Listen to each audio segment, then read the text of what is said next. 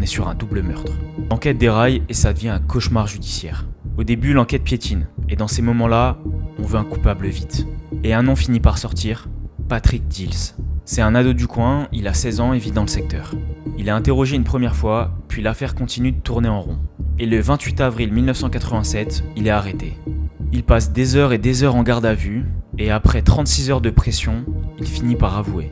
Il donne même des détails, puis il se rétracte ensuite et clame qu'il est innocent.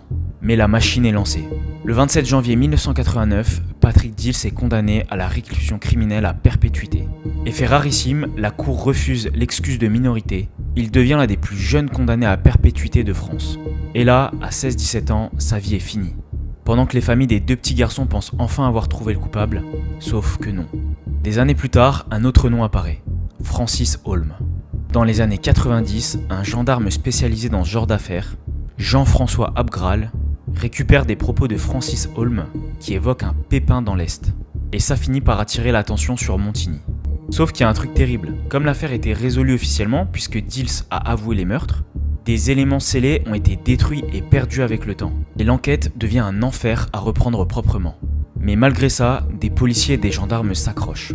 Au début des années 2000, la condamnation de Patrick Dills est réexaminée. Et là, un témoignage va compter énormément.